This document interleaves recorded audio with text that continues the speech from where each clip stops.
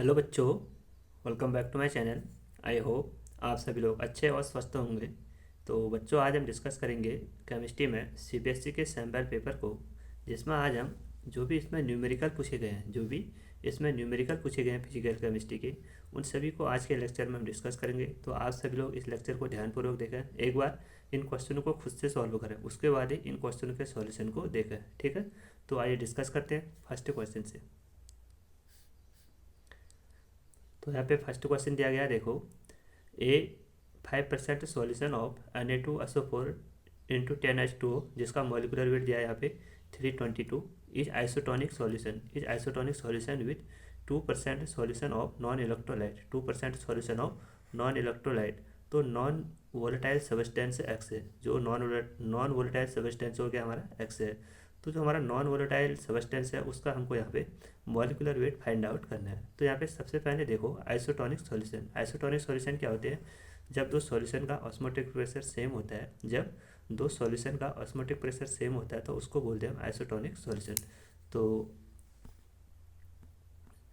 Osmotic pressure को निकालने का फॉर्मूला होता है हमारा pi is equal to i into CRT। तो यहाँ पे आई जो है वो हमारा वन टॉप फैक्टर है, और जो यहाँ पे एन है वो हमारा, जो यहाँ पे सी है वो हमारा मोलरिटी है। वो क्या है यहाँ पे मोलरिटी। तो मोलरिटी को कैसे फाइंड आउट करते हैं? Molarity is equal to number of mole of solute dissolve in 1 litre of solution. जब हम कंसनट्रेशन को इससे फाइंड आउट करते हैं, तो कंसनट्रेशन यानी यहाँ पे जो कंसनट्रेशन टर्म है उसको हम यहाँ पे मोलरिटी के बराबर लेते हैं। तो मोलरिटी को कैसे फाइंड आउट करते हैं? Number of mole divided by volume of solution in litre. उसके बाद यहाँ पे हमारा आर क्या है? यूनिवर्सल गैस कांस्टेंट, और टी क्या है? यहाँ पे टेम्परेचर है। ठीक। तो यहाँ पे देखो आइसोटोनिक कर है। आइसोटोनिक यानी जो जब दो सॉल्यूशन का एटमॉस्फेरिक प्रेशर सेम होता है तो उसको बोलते हैं आइसोटोनिक सॉल्यूशन।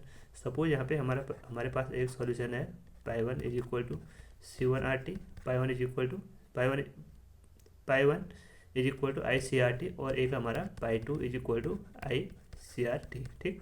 उसके बाद ये दोनों सॉल्यूशन क्या हमारे आइसोटोनिक है। अगर आइसोटोनिक होंगे तो दोनों का एटमॉस्फेरिक प्रेशर सेम होगा। अगर एटमॉस्फेरिक प्रेशर सेम होगा तो हम दोनों को क्या करेंगे? इक्वेट करेंगे। तो ICRT is equal to ICRT।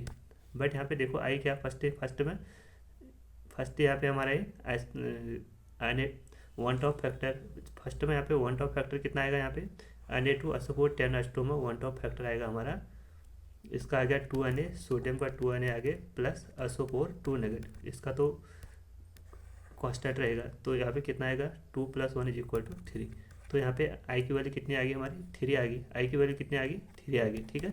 और उसके बाद यहाँ पे कंसनट्रेशन कितना हमारा? Number of mole divided by volume of solution in litre. Suppose यहाँ पे नंबर ऑफ मोल हमारा N1 upon RT upon V। ठीक।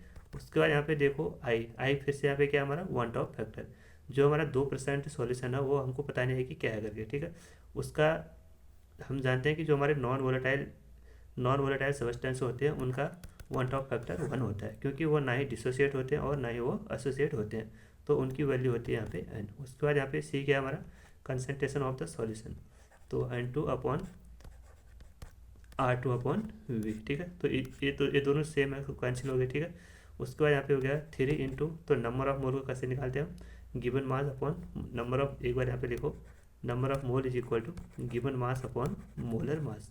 तो गिवन मास यहाँ पे कितना हमारा? 5%। तो यहाँ पे देखो सबसे पहले लिखा है यहाँ पे 5% है, तो इसका मतलब ये होता है कि देखो 5% वेट बाई वेट। इसका मतलब यह है कि जो 5 ग्राम सॉल्यूट है, जैसे यहाँ पे हमारा Na2SO4 10H2 हो, तो 5 gram of solute present in 100 gram of the solution. और सेम वैसे ही जो हमारा 2% है, इसका मीनिंग ये होता है कि देखो 2% मीन्स यानी 2 gram of solute is present in 100 gram of solution. ठीक है। तो इसको लिखेंगे हम 2 ग्राम, इसको लिखेंगे हम 5 ग्राम।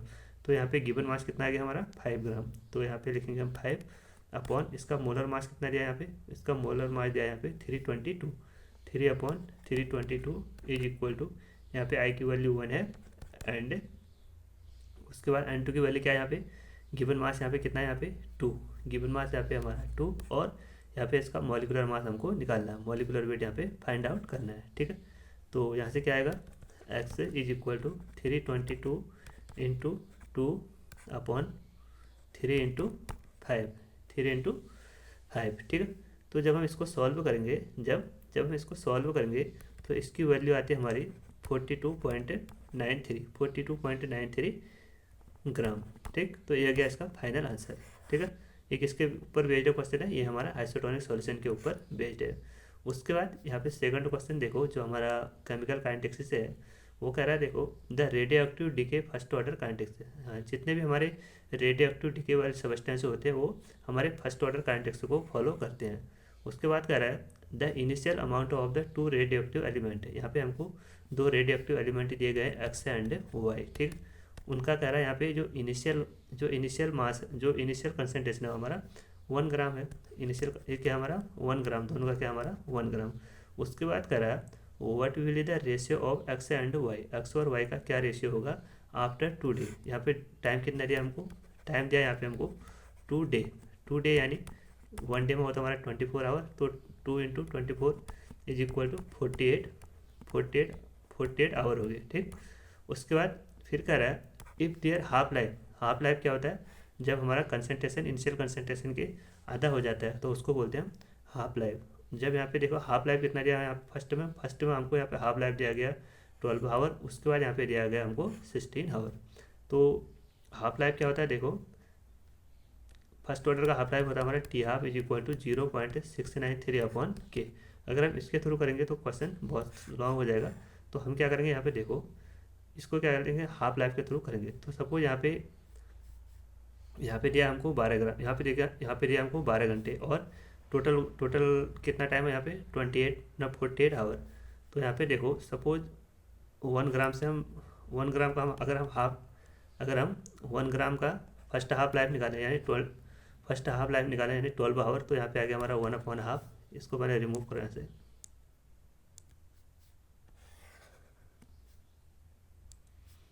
फिर से जब हम इसका 12 आवर करेंगे तो ये इसका फिर से आधा हो जाएगा। ये कितना हो जाएगा 1/4। तो जब हम फिर से इसका आधा करेंगे तो ये कितना हो जाएगा, ये हो जाएगा हमारा 1/8।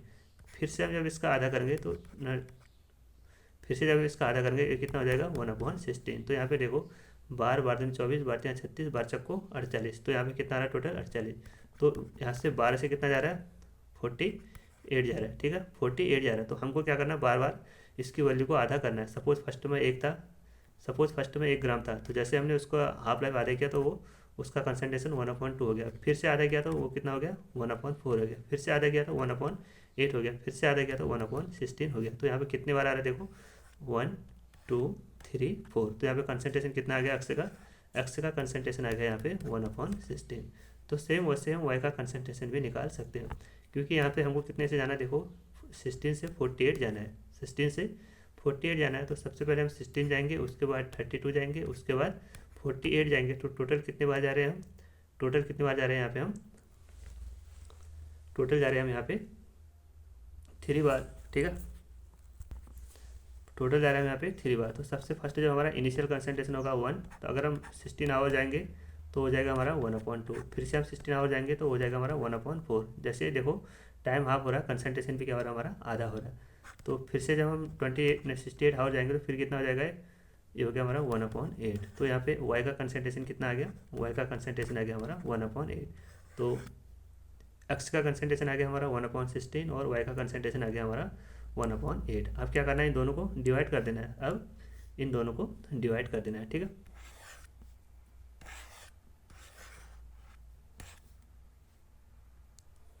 उनका रेशियो निकालना है। x/y is equal to X की वैल्यू कितनी है यहाँ पे 1/16 और यहाँ पे उसकी वैल्यू कितनी है 1/8। तो ये कितना आएगा x/y is equal to 1/16 is equal to 8/1। तो ये हो गया हमारा 1/2। तो एक्स और वाई की वैल्यू, एक्स और वाई का रेशियो क्या आ गया यहाँ पे 1:2। तो इसका फाइनल आंसर क्या हो गया हमारा 1:2। आई होप आप सभी को समझ में आ गया होगा। ठीक, उसके बाद यहाँ पे अगला क्वेश्चन करते हैं। यहाँ पे हमको एक हाइपोथेटिकल रिएक्शन दी गया है P + Q is equal to R। उसके बाद यहाँ पे कह रहा है the half life order with respect to A is P। जो P है उसके रेस्पेक्ट में जो हमारी ऑर्डर है वो 0 है, और 0 order with respect to Q। What is the unit of the rate constant for this unit. तो यहाँ पे देखो सबसे पहले हम यहाँ पे रेट लॉ लिखेंगे। रेट लॉ कैसे निकालते हैं हम, rate of a reaction is directly proportional to जो हमारा रिएक्टेंट है उसका कंसंट्रेशन की पावर को लिखते हैं। सपोज यहाँ पे हम एक एक्सपेरिमेंटल रेट ऑफ रिएक्शन लिखते हैं, तो R इज इक्वल टू के पी की पावर एक्स और पी की पावर एक्स और एंड दूसरा क्या हमारा दूसरा क्या रिएक्टेंट हमारा क्यू की पावर वाई हो गया। ठीक, उसके बाद करा देखो जो हमारा रिएक्शन है वो पी के रेस्पेक्ट में, तो पी के रेस्पेक्ट में क्या है यहाँ पे हाफ लाइफ है और क्यू के रेस्पेक्ट में 0 है। तो R इज इक्वल टू के पी की पावर 1/2, क्योंकि पी के रेस्पेक्ट में क्या है हमारे हाफ लाइफ है ना, पी के रेस्पेक्ट में हाफ ऑर्डर है यानी 1/2 है, और क्यू के रेस्पेक्ट में 0 है। अगर ये 0 हो गया तो किसी की पावर 0 होती है तो वो उसकी वैल्यू 1 होती है। तो यहाँ पे R इज इक्वल टू के पी की पावर 1/2, तो इतना आ गया। उसके बाद ये हो गया हमारा रेट ऑफ रिएक्शन। तो इसका जो रेट ऑफ रिएक्शन है इसकी यूनिट क्या होती है, इसकी यूनिट होती है हमारे मोल पर लीटर पर सेकंड, मोल पर लीटर पर सेकंड। उसके बाद ये हो गया हमारा के, उसके बाद ये हो गया हमारा के जिसको हमको रेट कांस्टेंट निकालना, यूनिट निकालना है। उसके बाद जो पी क्या है यहाँ पे कंसंट्रेशन, कंसंट्रेशन की यूनिट होती है हमारी मोल पर लीटर, मोल पर लीटर हो गया। ठीक है, उसके बाद जैसे हम इसको अगले स्लाइड में सॉल्व करते हैं, देखो मोल पर लीटर पर सेकंड इज इक्वल टू के मोल पर लीटर 1/2। तो जब इसको सॉल्व करेंगे तो K is equal to mole 1/2 upon litre 1/2, और यहाँ पे क्या हमारा मोल पर लीटर पर सेकंड। तो यहाँ से के क्या आ गया हमारा, यहाँ से के आ गया हमारा मोल, जब एक क्रॉस मल्टी हो गया तो मोल लीटर हाफ अपॉन, जब ये नीचे आएगा तो ये हो गया हमारा मोल हाफ, यहाँ पे डैश आएगा मोल 1/2, और उसके बाद यहाँ पे लीटर पर सेकंड, लीटर सेकंड। ठीक है, जब इससे कटेगा तो ये आधा आधा रह जाएगा, और ये इससे कटेगा तो ये आधा रह जाएगा। तो यहाँ पे आ गया हमारा के इज इक्वल टू मोल की पावर 1/2, कितना बचा है 1/2 आधा, और यहाँ पे लीटर कितना बचा हमारा, लीटर आधा बचा तो -1/2, एंड ये जब सेकंड ऊपर जाएगा तो ये हो गया पर सेकंड। तो ये हो गया इसकी यूनिट, ये हो गया इसकी यूनिट है। ठीक है, तो आइए अगला क्वेश्चन डिस्कस करते हैं। Calculate the delta M for chloride ion from the data given. यहाँ पे हमको एक कोलहाउस लॉ के अकॉर्डिंग एक क्वेश्चन दिया गया है, उसमें यहाँ पे जो मैग्नीशियम क्लोराइड है उसकी यहाँ पे लिमिटिंग मोलर कंडक्टिविटी दी गई है, और जो यहाँ पे क्लोराइड आयन है उसकी लिमिटिंग मोलर कंडक्टिविटी को फाइंड आउट करना है। तो यहाँ पे सबसे पहले हम इसका एक्सप्रेशन लिखेंगे according to Kohlrausch law, delta naught M is equal to Mg(Cl2). तो कोलहाउस लॉ का स्टेटमेंट क्या था, जो हमारे वीक इलेक्ट्रोलाइट होते हैं उनके लिमिटिंग मोलर कंडक्टिविटी, उसके लिमिटिंग मोलर कंडक्टिविटी होती है जो वो उसके कैटायन और एनायन के बराबर होती है। तो यहाँ पे आएगा हमारा delta am not Mg plus, और यहाँ पे क्लोरीन 2 है तो ये हो गया हमारा 2 डेल्टा एम नॉट Cl। ठीक, तो यहाँ पे Mg(Cl) की वैल्यू कितनी दी गई है, ये मैग्नीशियम क्लोराइड की वैल्यू दी है यहाँ पे limiting molar conductivity 258.6 is equal to magnesium की वैल्यू कितनी दी यहाँ पे, मैग्नीशियम की वैल्यू दी यहाँ पे 106 है, तो 106 plus 2 into limiting molar conductivity of chloride ion. तो यहाँ से आ गया हमारा 2 into limiting molar conductivity of chloride ion is equal to 258/6 से माइनस 106। जब हम इसको सॉल्व करेंगे, जब हम इसको सॉल्व करेंगे तो यहाँ पे कितने आगे इसकी वैल्यू देखो, ये हो गया हमारा, जब इसको माइनस करेंगे ये हो गया हमारा 142.6।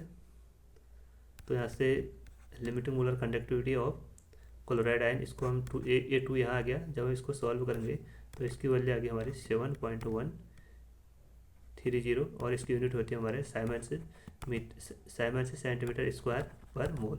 तो ये आ गया इसका फाइनल आंसर। ठीक है, तो आपको क्या करना है, यहाँ पे देखो कोलहाउस लॉ के अकॉर्डिंग न्यूमेरिकल को सॉल्व करना है। ठीक है, इसके न्यूमेरिकल मैंने बहुत प्रैक्टिस कराया इलेक्ट्रोकेमिस्ट्री वाले टॉपिक में, आप उसको देख सकते हैं। उसके बाद एक और क्वेश्चन पूछा गया था यहाँ इलेक्ट्रोकेमिस्ट्री से, the cell constant of a conductivity cell is 0.146 per centimetre. जो यहाँ पे हमारा सेल कांस्टेंट है यानी G* है, उसकी वैल्यू दिया है यहाँ पे 0.146 पर सेंटीमीटर। उसके बाद हमसे पूछ रहा है conductivity, what is the conductivity of 0.01 molar solution of an electrolyte at 298 kelvin if the resistance of the cell is 100 ohm. यहाँ पे हमको आर की वैल्यू कितनी दिया हमको 100 ओम। तो हम सभी जानते हैं कि देखो कंडक्टिविटी जिसको हम कापा से डिनोट करते हैं, conductivity is equal to conductance into cell constant है। ये हो गया हमारा फॉर्मूला। क्या फॉर्मूला है? Conductivity is equal to conductance into cell constant है। जो हमारा कंडक्टेंस होता है जी, उसको हम वो किसका रिवर्स होता है? वो रेजिस्टेंस का रेसिप्रोकल होता है। तो यहाँ से हमारे कंडक्टिविटी की वैल्यू डायरेक्ट आ जाएगी। जी की वैल्यू क्या है यहाँ पे 1/r, और आर की वैल्यू कितनी है यहाँ पे 100 ओम ना 1000 ohm is equal to cell constant की वैल्यू कितनी है यहाँ पे 0.146। जब हम इसको सॉल्व करेंगे तो इसकी वैल्यू आएगी हमारी 0.146 इंटू 10⁻³ ये 100 ऊपर गया तो 10⁻³ तो उसके बाद 1.46 इंटू 10⁻⁴ ठीक। तो ये हो गया इसका फाइनल आंसर। इसकी फाइनल वैल्यू कितनी आ गई हमारी 1.46 से 10⁻⁴ ठीक। तो आई होप आप सभी को ये समझ में आ गया होगा। उसके बाद यहाँ पे एक और क्वेश्चन है। ये क्वेश्चन है हमारे केमिकल काइनेटिक्स से। तो यहाँ पे पूछ रहा है, देखो the rate constant of a reaction at, यहाँ पे जो हमको R1 है उसका रेट दिया है यहाँ पे 0.02 पर सेकंड है, और जो हमारा R2 है उसका रेट दिया है यहाँ पे 0.20 पर सेकंड। उसके बाद यहाँ पे जो हमको T1 दिया गया है, उसकी वैल्यू यहाँ पे 200 केल्विन, और जो T2 है उसकी वैल्यू दी है यहाँ पे हमको 500 केल्विन। यहाँ पे हमको एक्टिवेशन एनर्जी की वैल्यू फाइंड आउट करनी है। तो एक्टिवेशन एनर्जी जो केमिकल काइनेटिक्स है उसमें हमारे सबसे ज़्यादा न्यूमेरिकल 0 ऑर्डर, फर्स्ट ऑर्डर, और जो एक्टिवेशन एनर्जी है RNS इक्वेशन वहाँ से ज़्यादा न्यूमेरिकल बनते हैं। तो यहाँ पे एक फार्मूला यूज़ करते हैं हम, log K2/K1 is equal to EA/2.303 R 1/T1 minus 1/T2। तो यहाँ पे log K2 की वैल्यू क्या है? हाँ, यहाँ पे देखो जो हमारा रेट है वो किसके बराबर होता है? हमारा रेट कांस्टेंट के बराबर। रेट किसके बराबर होता है? हमारा रेट कांस्टेंट के बराबर। तो जो हमारा रेट ऑफ रिएक्शन की वैल्यू में फर्स्ट में है वही हमारे रेट कांस्टेंट की वैल्यू K1 की भी होगी, और जो सेम जो R2 की वैल्यू होती है वही सेम हमारी K2 की वैल्यू भी होती है।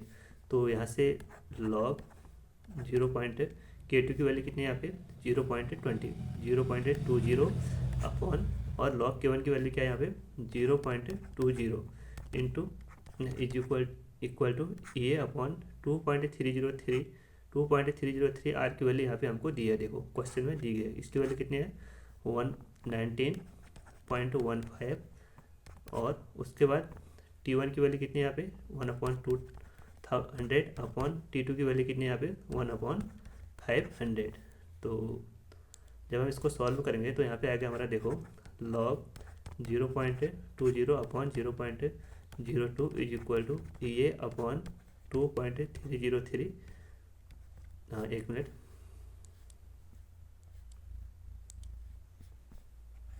इसकी वैल्यू जब यहाँ पे पुट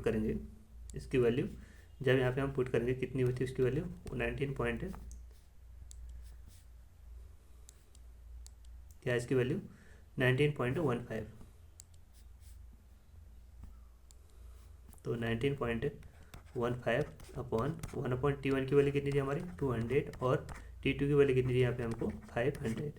तो यहाँ पे देखो जब इसको हम कट करेंगे तो ये आ गया हमारा 10 log 10 is equal to EA/19.15 upon ये कितना आएगा हमारा 500 माइनस 200 अपॉन, जब हम इसको मल्टीप्लाई करेंगे तो ये हो गया हमारा 10,000। कितना हो गया 10,000 ठीक।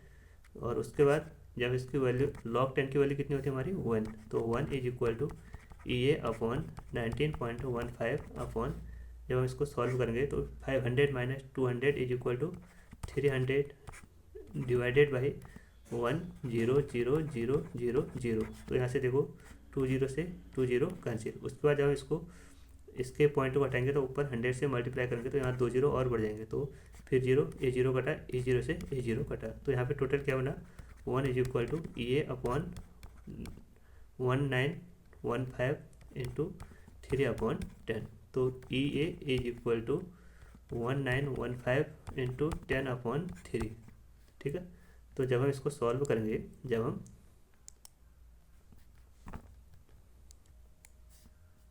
इसको सॉल्व करेंगे तो एक्टिवेशन एनर्जी की वैल्यू कितनी आएगी, एक मिनट। तो यहाँ पे